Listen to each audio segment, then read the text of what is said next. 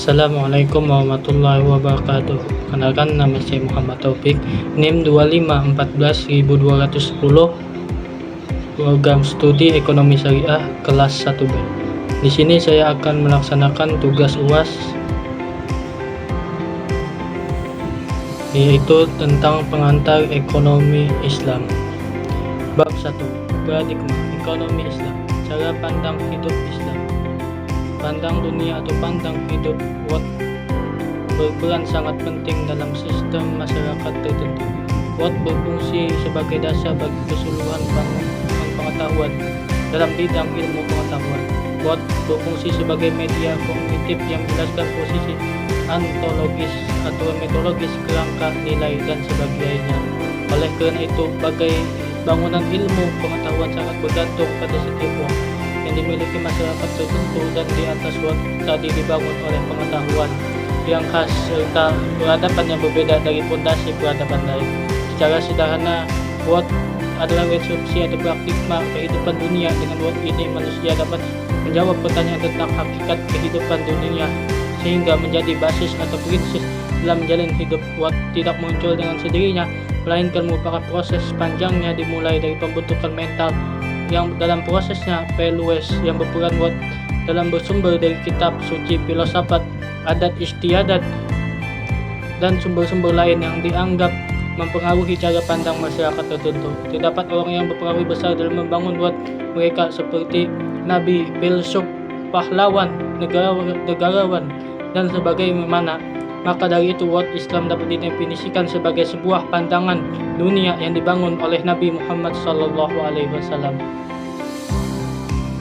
Selanjutnya adalah bab 2, definisi, konsep, dan ruang lingkup ekonomi Islam. Membangun kriteria objek ilmu ekonomi Islam.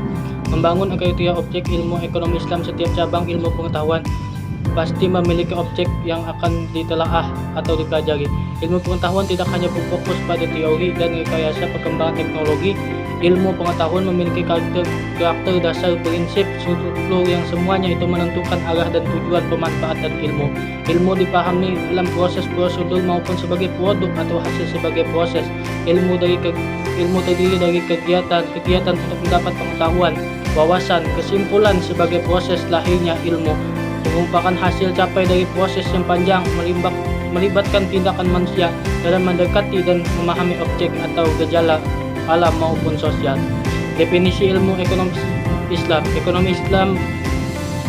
Ekonomi adalah ilmu sosial yang mempelajari aktivitas manusia yang berhubungan dengan produksi, distribusi, dan konsumsi. Terdapat barang dan jasa. Istilah ekonomi sendiri berasal dari bahasa Yunani, yaitu oikos yang berarti keluarga, rumah tangga, dan nomos yang berarti peraturan. Manajemen rumah tangga ekonomi mencakup kegiatan kontemplasi dalam rangka berkreasi dan berinovasi untuk dijadikan solusi dalam memenuhi kebutuhan hidup. Solusi ini menjawab hal yang berkaitan dengan produksi, distribusi, dan konsumsi. Selanjutnya adalah bab 3, metodologi ekonomi Islam, filosofi ilmu pengetahuan. Filosofi ilmu pengetahuan manusia dan makhluk yang istimewa diciptakan oleh Allah SWT dengan serta memiliki kedudukan tertinggi di antara makhluk ciptaan Allah SWT lainnya. Manusia adalah berpikir.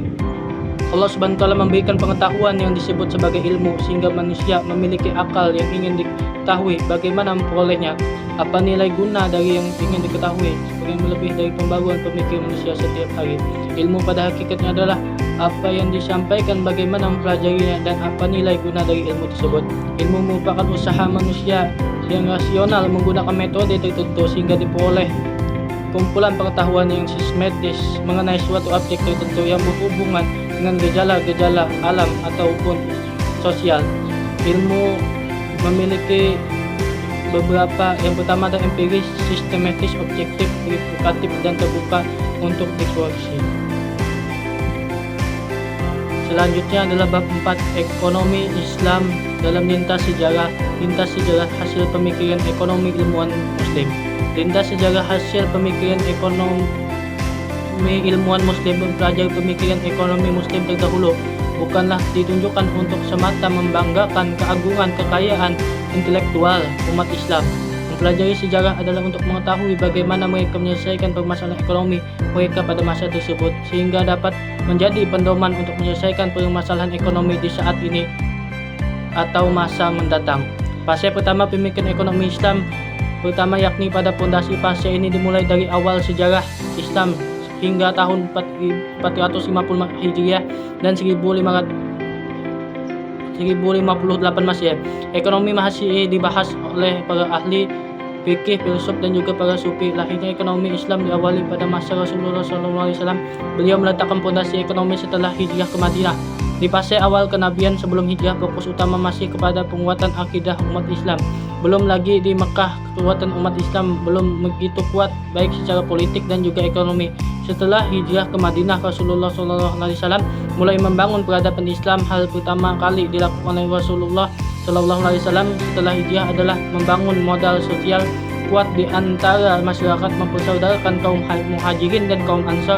Stabilitas keamanan juga terjaga dengan kesepakatan piagam Madinah dengan non-muslim. Selanjutnya adalah bab 5, perbedaan sistem ekonomi Islam dan sistem ekonomi kapitalis. Sistem ekonomi adalah suatu sistem yang mengatur serta menjalin hubungan ekonomi dengan antara manusia dan juga dengan seperangkat kelembagaan. Dalam tatanan kehidupan bermasyarakat atau bernegara, yang dimaksud dengan kelembagaan adalah aturan main suatu masyarakat.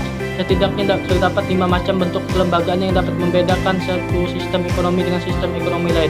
Karakteristik sistem ekonomi kapitalisme dengan sistem laissez-faire masih terus digantungkan hingga saat ini. Campur tangan pemerintah dianggap sebagai suatu yang berbahaya bagi ekonomi. Namun berbagai modifikasi telah dilakukan oleh sistem ini sebagai respon atas dampak buruknya terhadap keadilan distribusi. Pemerintah terdorong untuk ikut campur dalam mengoreksi kekurangan dari sistem tersebut. Meski demikian, kapitalisme sebagai sebuah model ekonomi masih terus berkembang.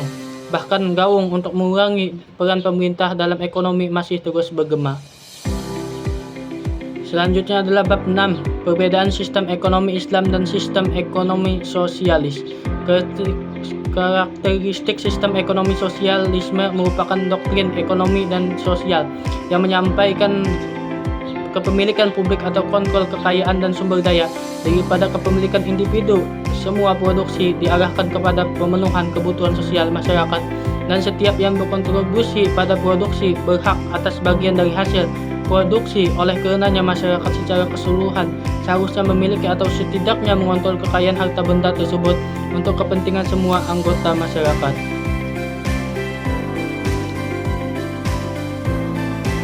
Selanjutnya adalah bab 7, sistem ekonomi Islam, masalah pokok ekonomi Islam. Ilmu ekonomi dalam pandangan konvensional merupakan kajian tentang pemanfaat sumber daya yang langka atau terbatas untuk memenuhi kebutuhan manusia yang tidak terbatas. 6. Pengertian ini memberikan implikasi bahwa ada kesenjangan antara ketersediaan jumlah sumber daya yang terbatas, limit threshold, dengan kebutuhan manusia yang tidak terbatas. Dari konsep ini terlihat bahwa permasalahan pokok ekonomi dalam pandangan ekonomi konvensional adalah kelangkaan dari sumber daya untuk mencukupi kebutuhan manusia. Akibat kesenjangan ini memberikan implikasi pada kemiskinan individu secara sosial dan kemiskinan negara secara komunal. Karakteristik ekonomi Islam. Menurut Kamus Bahasa Indonesia, istilah karakteristik diartikan sebagai mempunyai sifat khas sesuai dengan parameter tertentu. 21 kata karakteristik dengan tipikal dan sebagainya. Pengertian tersebut karakteristik dapat dipahami sebagai suatu keistimewaan atau kekhususan, keunikan atau ciri khas yang dimiliki oleh suatu tertentu yang membedakannya dari instansi lain. Selanjutnya adalah bab 8, maqasid syariah sebagai tujuan ekonomi Islam. Konsep hukum, maqasid syariah dan maslahah. Kata hukum merupakan jamak dari hak yang berarti kebenaran, nyata, kepastian, al-qubut, hak, tuntunan, al-nasib, al-wajah, kewajiban dan tanggung jawab, al-wujub, al-mas'uliyah. Menurut Kamaliyah, 5 ini juga berarti kemurahan hati dan kebaikan umum, al-kaya wal masalah. Menurut Az-Zuhair, 6 hak adalah apa yang diakui hukum bagi tertentu, bagi seorang untuk memungkinkan menjalankan otoritas tertentu atau mengikat orang lain untuk melakukan sesuatu yang berkaitan dengan dirinya. Ali Al-Kafif sebagaimana dikutip Wahidul Islam berpendapat bahwa hak merupakan istilah umum dan karenanya ia mencakupi semua hasil manafi dan berlaku untuk semua kepentingan maslahah yang menjadi hak individu yang diakui secara sah. dan kerendahannya. Selanjutnya adalah bab 9, perilaku ekonomi dalam perspektif Islam. Hubungan manusia dengan ekonomi dalam literatur ekonomi konvensional. Ilmu ekonomi diartikan sebagai kajian tentang perilaku manusia dalam konteks mikro dan masyarakat dalam konteks makro. Dalam memilih cara menggunakan sumber daya yang langka, dalam memiliki beberapa alternatif penggunaan dalam rangka produksi berbagai komoditas untuk kemudian menyalurkannya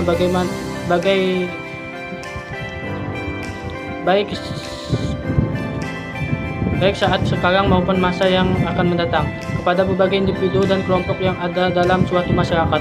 Para ahli ekonomi menanamkan sumber daya tersebut sebagai faktor-faktor produksi yang akan digunakan untuk menghasilkan barang-barang. Dalam pandangan ekonomi konvensional, sumber daya yang tersedia sekarang sangat terbatas berbanding dengan kebutuhan manusia yang tidak terbatas, sehingga melahirkan konsep kelangkaan atau scarcity.